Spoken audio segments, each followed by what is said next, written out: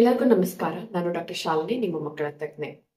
ತುಂಬಾ ಜನ ಪೇರೆಂಟ್ಸಿಗೆ ಈ ಪ್ರಶ್ನೆ ಇದ್ದೇ ಇರುತ್ತೆ, ನಮ್ಮ ಮಕ್ಕಳನ್ನ ಹಾಸ್ಟೆಲಿಗೆ ಕಳ್ಸಿ ಓದ್ಸೋದ್ ಬೆಟರ್ ಅಥವಾ ಮನೇಲಿ ಇಟ್ಕೊಂಡು ಸ್ಕೂಲಿಗೆ ಹೋಗಿ ಓದಿದ್ರೆ ಬೆಟರ್ ಇರುತ್ತಾ?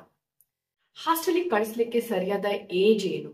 ಯಾವಾಗ ನಾವು ಹಾಸ್ಟೆಲಿಗೆ ಕಳಿಸುವಂತ ಡಿಸಿಷನ್ ಅನ್ನು ನಾವು ಮಾಡಬೇಕು ಅನ್ನೋದ್ರ ಬಗ್ಗೆ ತುಂಬಾ ಕನ್ಫ್ಯೂಷನ್ಸ್ ಇರುತ್ತೆ. ಸೊ ಇವತ್ತಿನ ವಿಡಿಯೋದಲ್ಲಿ ನಾನು ಮಕ್ಕಳ ತಜ್ಞೆಯಾಗಿ ಮಕ್ಕಳನ್ನು ಹಾಸ್ಟೆಲ್ಗೆ ಸೇರಿಸುವಂತ ವಿಷಯಕ್ಕೆ ಸಂಬಂಧಪಟ್ಟಂತೆ ಕೆಲವೊಂದು ಇನ್ಫಾರ್ಮೇಶನ್ ನ ಕೊಡ್ಲಿಕ್ಕೆ ಪ್ರಯತ್ನ ಮಾಡ್ತೀನಿ. ಸೊ ಹೋಪ್ ಈ ವಿಡಿಯೋ ನಿಮ್ಗೆ ಮಕ್ಕಳನ್ನು ಹಾಸ್ಟೆಲ್ಗೆ ಕಳಿಸ್ಬೇಕಾ ಬೇಡ ಅನ್ನೋದ್ರ ಬಗ್ಗೆ ಕ್ಲಾರಿಟಿ ಕೊಡುತ್ತೆ ಅಂತ ಅನ್ಕೋತೀನಿ. ಸೊ ವಿಡಿಯೋನ ಕೊನೆವರೆಗೂ ನೋಡಿ, ಇವತ್ತಿನ ವಿಡಿಯೋನ ಸ್ಟಾರ್ಟ್ ಮಾಡಿ.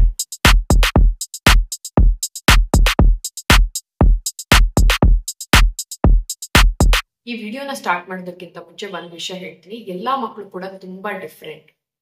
ಯಾರ್ದೋ ಮಗು ಹಾಸ್ಟೆಲಿಗೆ ಹೋಗಿ ತುಂಬಾ ಚೆನ್ನಾಗಿ ಪರ್ಸೆಂಟೇಜ್ ತೆಗ್ದ, ತುಂಬಾ ಚೆನ್ನಾಗಿ ರ್ಯಾಂಕ್ ತೆಗ್ದ ಅಂತ ಹೇಳಿದ್ರೆ ಅದು ನಿಮ್ ಮಗುಗೆ ಅಪ್ಲೈ ಆಗುತ್ತೆ ಅನ್ನೋದಕ್ಕೆ ಏನು ಗ್ಯಾರಂಟಿ ಇರೋದಿಲ್ಲ. ಸೊ ಹಾಗಾಗಿ ನಿಮ್ಮ ಮಗುವನ್ನು ನೀವು ಹಾಸ್ಟೆಲಿಗೆ ಸೇರಿಸೋದಕ್ಕಿಂತ ಮುಂಚೆ ನೀವು ಮಗು ಜೊತೆಗೆ ಡಿಸಿಷನ್ಸ್ ಅನ್ನ ಮಾಡೋದು ಇಂಪಾರ್ಟೆಂಟ್. ಮತ್ತೆ ಮುಂದೆ ನಾನು ಎಕ್ಸ್ಪ್ಲೈನ್ ಮಾಡುವಂತ ವಿಷಯಗಳನ್ನ ತಲೆಯಲ್ಲಿ ಇಟ್ಕೊಳ್ಳೋದು ತುಂಬಾ ಇಂಪಾರ್ಟೆಂಟ್. ಅದನ್ನ ಬೆಳೆಸಬೇಕಾದ್ರೆ ಬೇಸಿಕ್ ವಿಷಯ ಏನು ಅಂತ ಹೇಳಿದ್ರೆ, ಅವರಿಗೆ ಒಂದು ಪಾಸಿಟಿವ್ ಎನ್ವಿರಾನ್ಮೆಂಟ್ ಸಿಗ್ಬೇಕು. ಮನೆಯಲ್ಲಿ ಒಂದು ವ್ಯಾಲ್ಯೂಸ್ ಇರ್ಬೇಕು. ಅಪ್ಪ ಅಮ್ಮ ಅಥವಾ ಮನೇಲಿರುವ ಫ್ಯಾಮಿಲಿ ಮೆಂಬರ್ಸ್ ಆ ರೀತಿಯಾದಂತ ಶಿಸ್ತುಬದ್ಧ ಜೀವನ ಶೈಲಿಯನ್ನ ಅಳವಡಿಸ್ಕೊಂಡಿರ್ಬೇಕು. ಮತ್ತೆ ಆ ಒಂದು ಮಗುವಿಗೆ ಓದ್ಲಿಕ್ಕೆ ಒಂದು ಒಳ್ಳೆ ಫೆಸಿಲಿಟಿ ಇರ್ಬೇಕು. ಮತ್ತೆ ಮಗುವಿಗೆ ಓದ್ಲಿಕ್ಕೆ ಒಂದು ಒಳ್ಳೆ ಶಾಲೆ ಇರ್ಬೇಕು. ಆ ಶಾಲೆಯಲ್ಲಿರುವಂತ ಪರಿಸರ ಕೂಡ ತುಂಬಾ ಚೆನ್ನಾಗಿರ್ಬೇಕು. ಮತ್ತೆ ಮಗುಗೆ ಆ ಶಾಲೆಗೆ ಹೋಗಿ ಬರ್ಲಿಕ್ಕೆ ಜಾಸ್ತಿ ಒತ್ತಡ ಅಂತ ಅನಿಸ್ಬಾರ್ದು. ಮತ್ತೆ ಮಗುಗೆ ತಂದೆ ತಾಯಿ ಜೊತೆ ಒಳ್ಳೆ ಕನೆಕ್ಷನ್ ಇರ್ಬೇಕು. ಇದೆಲ್ಲಾನು ಇದ್ರೆ ಮಗು ಹಾಸ್ಟೆಲ್ ಅಲ್ಲಿ ಇರ್ಲಿ, ಮನೇಲಿರ್ಲಿ, ಡೆಫಿನೆಟ್ಲಿ ಒಂದು ಒಳ್ಳೆ ಪರಿಸರದಲ್ಲಿ ಬೆಳೆದಿರುವಂತ ಮಗುಗಳು ಡೆಫಿನೆಟ್ಲಿ ತಮ್ಮ ಜೀವನದಲ್ಲಿ ಯಶಸ್ವಿ ಆಗ್ತಾರೆ. ಫಸ್ಟ್ ಕ್ವೆಶನ್ಗೆ ಆನ್ಸರ್ ಇಲ್ಲೇ ಇದೆ. ಮಕ್ಕಳನ್ನ ಹಾಸ್ಟೆಲ್ಗೆ ಯಾವಾಗ ಕಳಿಸ್ಬೇಕು? ನಾನು ಆಲ್ರೆಡಿ ಎಕ್ಸ್ಪ್ಲೈನ್ ಮಾಡಿರೋ ಹಂಗೆ ಮನೆ ವಾತಾವರಣ ಸರಿ ಇಲ್ಲ. ಎಷ್ಟೊಂದ್ ಸರಿ ನೋಡ್ತಿರ್ತೀರಾ, ಗಂಡ ಹೆಂಡತಿ ನಡುವೆ ಜಗಳ ಇರುತ್ತೆ, ಫ್ಯಾಮಿಲಿಲಿ ಜಗಳ ಇರುತ್ತೆ. ಆಕ್ಚುಲಿ ಒಂದ್ ವಿಷಯ ನೆನ್ಪಿಟ್ಕೊಳ್ಳಿ, ಪೋಷಕರಾಗಿ ನಾನು ಯಾವಾಗ್ಲೂ ಹೇಳೋದಿಷ್ಟನೇ, ಮಕ್ಕಳ ಮುಂದೆ ದಯವಿಟ್ಟು ಜಗಳ ಆಡ್ಬೇಡಿ. ತಂದೆ ತಾಯಿ ಆಗಿರ್ಬೋದು, ಅತ್ತೆ ಮಾವ ಆಗಿರ್ಬೋದು, ಯಾರೋ ಆಗಿರ್ಬೋದು, ಮಕ್ಕಳ ಮುಂದೆ ಜಗಳ ಆಡೋದ್ರಿಂದ ಮಕ್ಕಳ ಮನಸ್ಸಲ್ಲಿ ನೆಗೆಟಿವಿಟಿ ಕ್ರಿಯೇಟ್ ಆಗುತ್ತೆ. ನಾವ್ ಅನ್ಕೋತೀವಿ ಅವ್ರಿಗೆ ಏನು ಗೊತ್ತಾಗಲ್ಲ ಅಂತ. ಸೊ ಅವ್ರು ನಿದ್ದೆ ಮಾಡ್ತಾ ಇದ್ದಾಗ್ಲೂ ಕೂಡ ನೀವು ಜಗಳ ಆಡಿದ್ರೆ ಅದು ಮಕ್ಕಳ ಮನಸ್ಸಿನ ಮೇಲೆ ತುಂಬಾ ಪರಿಣಾಮ ಬೀರುತ್ತೆ. ಮಕ್ಕಳ ಸಂಬಂಧಗಳನ್ನ, ರಿಲೇಶನ್ಶಿಪ್ಸ್ ಅನ್ನ ನೋಡಿ ನೋಡಿ ಕಲಿತಿರ್ತಾರೆ. ಅಪ್ಪ ಅಮ್ಮ ನಡುವೆ ಯಾವ ರೀತಿ ಅನುಬಂಧ ಇರುತ್ತೆ, ದೊಡ್ಡವರು ಮಧ್ಯೆ ಸಣ್ಣವ್ರ ಮಧ್ಯೆ ಯಾವ ರೀತಿ ಅನುಬಂಧ ಇರುತ್ತೆ. ಎಸ್ಪೆಷಲಿ ತಂದೆ ತಾಯಿಗಳು ಮಕ್ಕಳಿಗೆ ಒಂದು ರೋಲ್ ಮಾಡೆಲ್ ಆಗ್ತಾರೆ.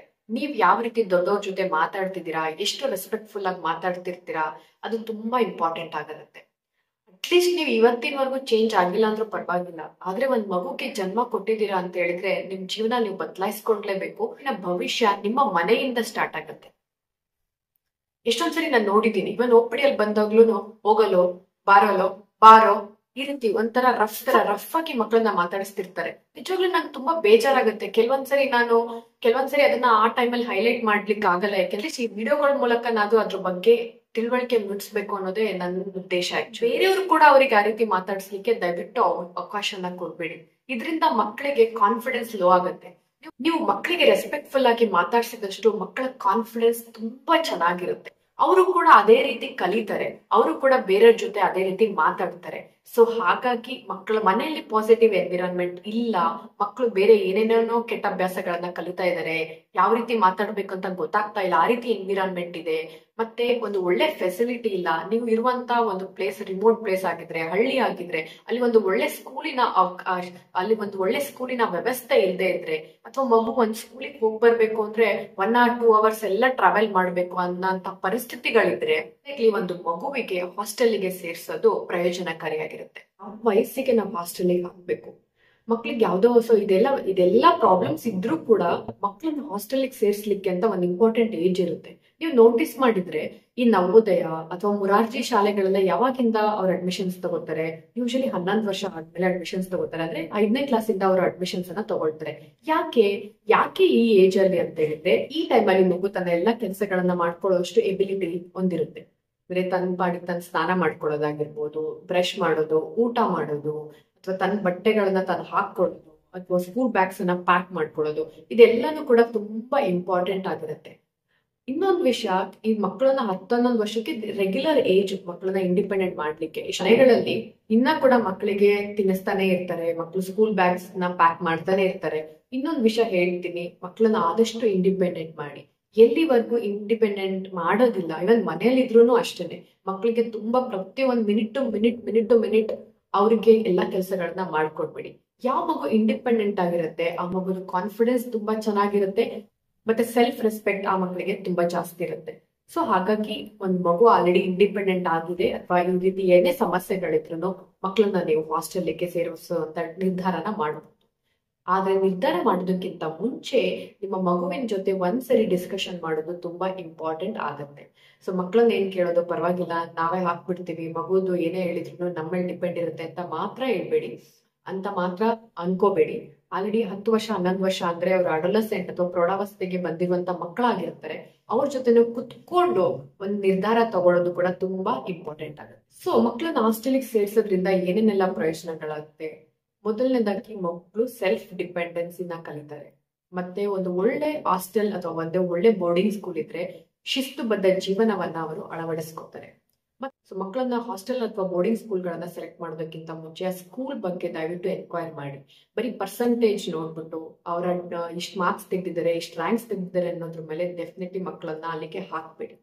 ಆ ರುಟೀನ್ ಏನಿದೆ, ಎಷ್ಟು ಗಂಟೆಗೆ ಎದ್ದೇಳಿಸ್ತಾರೆ, ಅಲ್ಲಿ ಏನಾದ್ರೂ ಎಕ್ಸ್ಟ್ರಾ ಕರಿಕ್ಯುಲರ್ ಆಕ್ಟಿವಿಟೀಸಿಗೆ ಏನಾದ್ರೂ ಒತ್ತು ಕೊಡ್ತಾರಾ, ಫಿಸಿಕಲ್ ಆಕ್ಟಿವಿಟೀಸಿಗೆ ಏನಾದ್ರು ಒತ್ತು ಕೊಡ್ತಾರಾ, ಅಥವಾ ಮಕ್ಕಳಲ್ಲಿ ಯೋಗಾಭ್ಯಾಸಗಳನ್ನ ಏನಾದ್ರು ಅಭ್ಯಾಸ ಮಾಡಿಸ್ತಿದಾರ, ಇದೆಲ್ಲನೂ ಕೂಡ ಇಂಪಾರ್ಟೆಂಟ್. ಎಸ್ಪೆಷಲಿ ನೀವು ಸಣ್ಣ ಮಕ್ಕಳನ್ನ ಹಾಕಿದಾಗ ಈ ಫೆಸಿಲಿಟಿ ಇಲ್ಲ, ಬರೀ ಓದಿಸ್ತಿದ್ದಾರೆ ಅಂದ್ರೆ ನಾನಂತೂ ಸೀರಿಯಸ್ ಆಗಿ ಹೇಳ್ತಿದ್ದೀನಿ, ಆ ತರ ಬೋರ್ಡಿಂಗ್ ಸ್ಕೂಲ್ಸ್ ಗಳಿಗೆ ಮಕ್ಕಳನ್ನ ಹಾಕ್ಬೇಡಿ. ಓದಿ ಓದಿ ಓದಿ ಬರೀ ಮಾರ್ಕ್ಸ್ ಅನ್ನ ತಗೊಂಡ್ರೆ ಅದು ಫಸ್ಟ್ ರ್ಯಾಂಕ್ ರಾಜು ತರ ಆಗ್ಬಿಡ್ತಾರೆ ಹೊರತು ಅವರ ಜೀವನವನ್ನ ಅವರು ರೂಪಿಸ್ಕೊಳ್ಳೋದಿಲ್ಲ. ಸೊ ಒಳ್ಳೆ ಬೋರ್ಡಿಂಗ್ ಸ್ಕೂಲಿಗೆ ಹಾಕಿದಾಗ ಒಂದು ಶಿಸ್ತುಬದ್ಧ ಜೀವನವನ್ನ ಮಕ್ಕಳು ಕಲಿತಾರೆ, ಮತ್ತೆ ಒಳ್ಳೆ ಅಭ್ಯಾಸಗಳನ್ನ ಅಳವಡಿಸ್ಕೋತಾರೆ.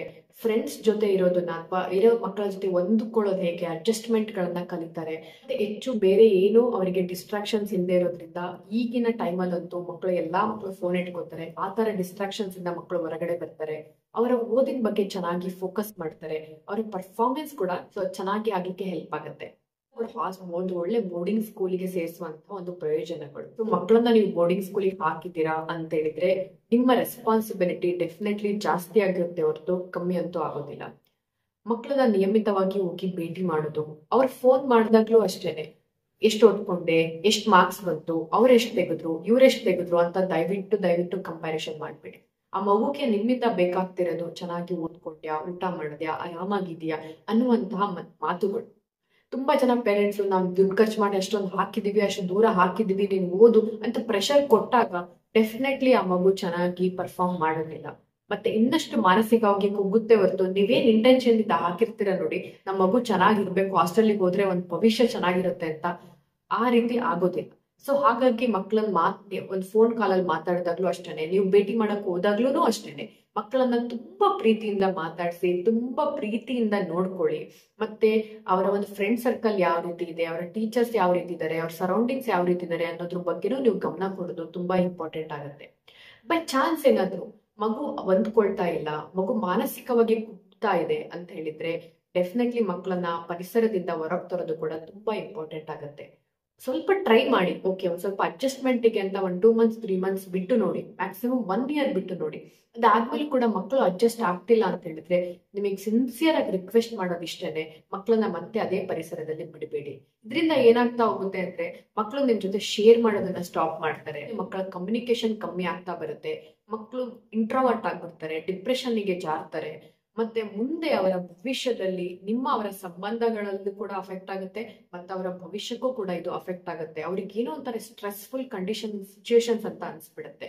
ಸೊ ಹಾಗಾಗಿ ಒಂದು ಮೋಸ್ಟ್ ಇಂಪಾರ್ಟೆಂಟ್ ವಿಷಯ ನೀವು ನೆನ್ಪಿಟ್ಕೋಬೇಕು ಅಂದ್ರೆ, ಮಕ್ಕಳನ್ನ ಹಾಸ್ಟೆಲ್ಗೆ ಹಾಕಿದಾಗ ಅವರು ಮಾನಸಿಕವಾಗಿ ಮೆಂಟಲಿ ತುಂಬಾ ಖುಷಿಯಾಗಿರ್ಬೇಕು. ನೀವು ಮಾತಾಡಿದ್ರೇನೆ ಗೊತ್ತಾಗ್ಬಿಡುತ್ತೆ, ನೀವು ಪೇರೆಂಟ್ಸ್ ಆಗಿರ್ತೀರಾ, ನಿಮ್ಮ ಮಕ್ಕಳು ಯಾವ ರೀತಿ ಇದ್ದಾರೆ ಅಂತ ನೀವು ಅವ್ರ ಜೊತೆ ಮಾತಾಡಿದ್ರೆ ಗೊತ್ತಾಗ್ಬಿಡುತ್ತೆ. ಸೊ ಹಾಗಾಗಿ ಈ ಒಂದು ಒಳ್ಳೆ ಬಾಂಡಿಂಗ್ ಅನ್ನ ಉಳಿಸ್ಕೊಳ್ಳೋದು ಇಂಪಾರ್ಟೆಂಟ್. ಮತ್ತೆ ಒಂದು ಮಗು ಅಲ್ಲಿದ್ರು ಅಷ್ಟೇನೆ, ಮನೇಲಿ ಇದ್ರು ಅಷ್ಟೇನೆ, ಒಂದು ಪಾಸಿಟಿವ್ ಎನ್ವಿರಾನ್ಮೆಂಟ್ ಅಲ್ಲಿ ಬೆಳೆಯೋದು ತುಂಬಾ ಇಂಪಾರ್ಟೆಂಟ್ ಆಗಿರುತ್ತೆ.